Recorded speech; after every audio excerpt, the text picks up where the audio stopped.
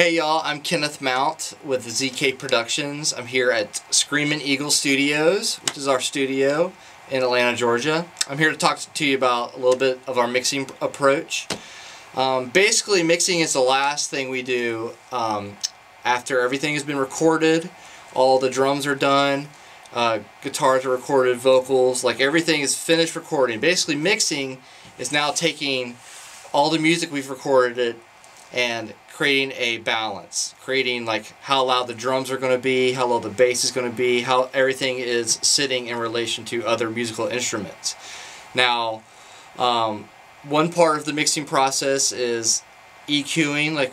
That's why we have this awesome Solid State Logic AWS 900 console. We love the EQs on this. We like to keep as much stuff analog as possible. Basically, we start with the drums. We get a really good drum balance. We run it through several outboard compressors. We got a Neve 33609 we love a lot. We use that on our drums. Get the drums sound real punchy. And at this point with mixing, you can kind of control how much ambience you have. Like if you want the drums to sound really big, you can add in a lot of reverb or room sound. Or if you take that away, it will be like real dry and tight. And these are all just, techniques that we're just kind of trying to get the song to sound like what we have in our head. And just depending on the vibe of the song, we can change, if it's real drum heavy, if it's real guitar heavy, if it's very ambient, if it's very dry, if it's real punchy or very vintage sounding.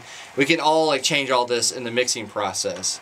And so even as we're recording or when we're producing a band, we're thinking of what it's going to be like when we finally get to the mixing process and, with our tones and stuff. But a lot of times we'll get asked to mix songs that we necessarily didn't record at all.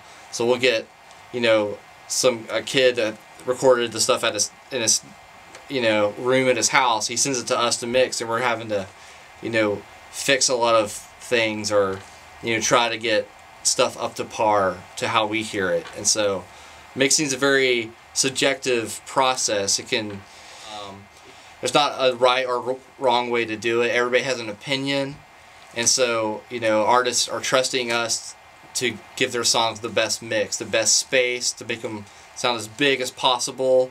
And the hardest thing with mixing is everybody wants to hear them. It's like the only mix note we'll ever get is "I want more of me."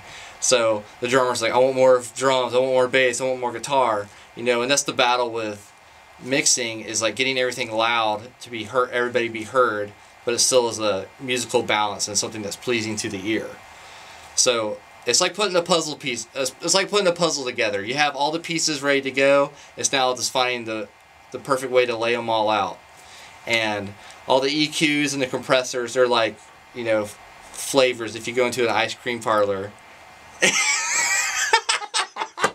and you know what? One question that we frequently get asked a lot is if mastering is part of the mixing process. Not necessarily. With mixing, we're taking all the tracks that have been recorded and running it through the board and getting a balance and getting it down to a stereo left and right file that you could, basically put on a CD or a laptop. Mastering is another process where it takes that stereo file and makes it as loud as possible, like getting it just super loud. And that's majority of what mastering does, dumb down. They also add a little bit of EQ, but they're adding it to the overall mix, not individual tracks. So that's the difference between mixing and mastering.